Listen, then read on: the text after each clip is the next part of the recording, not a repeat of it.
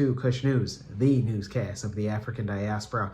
I'm your anchor, Ochanda, daily bringing you the top stories from Africa and the Caribbean. Let's take a look at today's news on Tuesday, March 19th, 2024. Let's go to Chad, where candidates are to be announced. Officials in Chad say close to 20 candidates will be challenging the current head of state. The final list of candidates will be officially announced and declared on March 24th. Among the presidential hopefuls is Dejalar Mariam, the president of the National Union for Alternation, the only female candidate so far, and also Prime Minister Success Masra. Chad's opposition and civil society groups say that the elections will be taking place in a very difficult political context following the killing of the opposition leader Yaya Dio, who was the president of the opposition Socialist Party Without Borders and also the head of state's cousin. Yaya Dio was killed during an exchange of fire with security forces back on February 28th, but the opposition and civil society groups say that Dio was eliminated because he was widely viewed as a strong challenger to Deby. The Central African States Constitution Council says that campaigning for the first round of the presidential election will begin on April 14th and end on May 4th. Those in Chad, let us know on who will you be backing.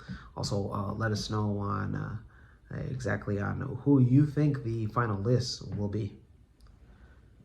Let's go to South Africa, where Israel is asking the United Nations to reject a request. Israel is urging the top United Nations court to reject the latest request by South Africa to prevent the starvation in Gaza as part of a case accusing Israel of genocide with its military offensive war against Hamas. In a written response published yesterday, Israel said that claims by South Africa in its request filed earlier this month are, quote unquote, wholly unfounded in fact and law and morally repugnant, and represent an abuse of both the Genocide Convention and the court itself.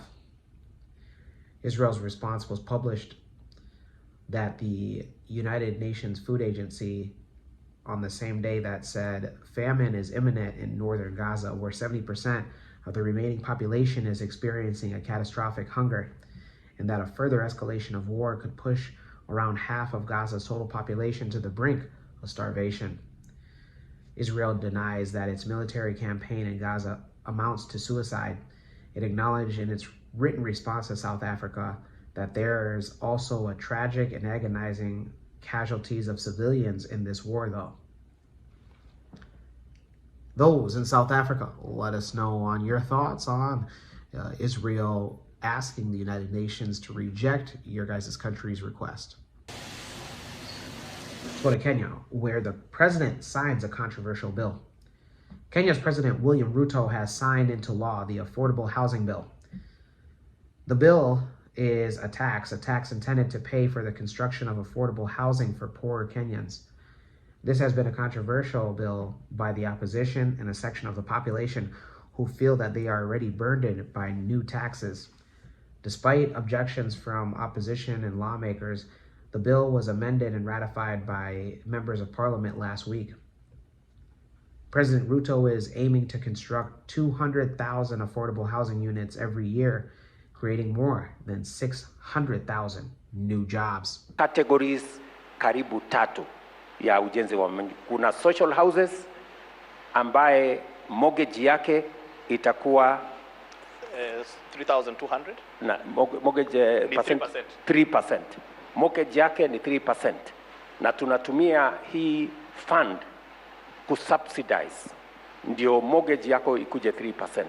Tutakuwa na mortgage ya 6% kwa wale watu wa affordable housing na mortgage ya 9% kwa wale watu wa market rate. Saa hii mortgage katika taifa letu la Kenya iko 18-20%, lakini through this program, kupitia kwa mpango huu, ndio tutaweza to create more home owners by making it realistic and possible kwa watu kama wewe Meshak kupata uwezo wa kulipa shilingi 3,000, na ni kwa sababu tumeondoa mambo mengi kwa program ya affordable housing.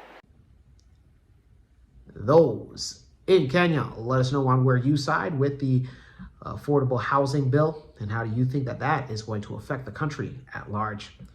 When we come back, we'll have today's African proverb of the day. Don't go anywhere. Will you? Blessed are those who ask the questions, brother.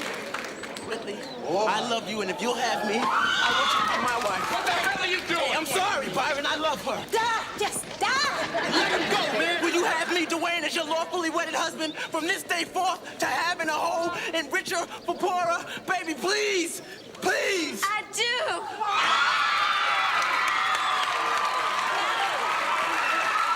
Wait, you all heard it? You heard it? She said and I do! But to whom? Well,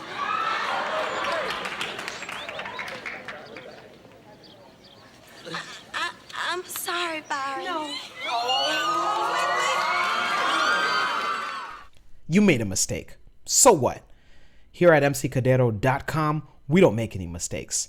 For your next wedding, second wedding, third wedding, fourth wedding, hell, even your fifth wedding, book us at www.mccadero.com, the official website of the #1 MC in the game. Welcome back. Let's take a look at today's African proverb of the day, and it comes to us from no particular nation and or ethnic group, and it reads, "A rooster is not expected to crow for the whole world." Once again, a rooster is not expected to crow for the whole world. African proverb. I'm only laughing because I think that this is a sentiment shared by individuals on social media. Recently, I came across a few TikToks where Africans in the diaspora have been saying that they will no longer continue to send money home. They're going clubbing, buying shisha, like spending $15 on shisha. That's like $150,000 there, which is a lot of money there. So they're doing all of these things, living this, glamorous lifestyle that you don't even have in America. And I just sit there and I look at them. I'm like, I'm the one funding like half of this lifestyle, and I don't even have this lifestyle. And ever since I started working, I've always sending money to Africa, to my cousins, to my nephews, to people, to relatives. Always send money. Sick, school, blah, blah, blah, Eid, all the time. Ramadan is coming, all the time. Never again, never. I only laugh at this because this is a growing sentiment. And who's to say that these individuals are wrong? Because you got to ask, why am I continuing to send money to other people's children? Are those my children? Are they? If you have it, it's one thing, but if you are a student or if you're the children of African immigrants that are now in the Western world or the Caribbean, how do you send money to Africa? Just to let you guys know, in 2022, official figures showed that the African diaspora sent close to $90 billion back to the continent of Africa, with Nigeria and Senegal receiving the most amount of money. You got to ask yourself on where did this money go? And it wouldn't be any surprise if figures came out and said that a lot of it went to school fees, housing, utilities, medical bills, but not building any businesses, not building any industries. So, again, are you the rooster that is supposed to be responsible for the entire world, or just your household?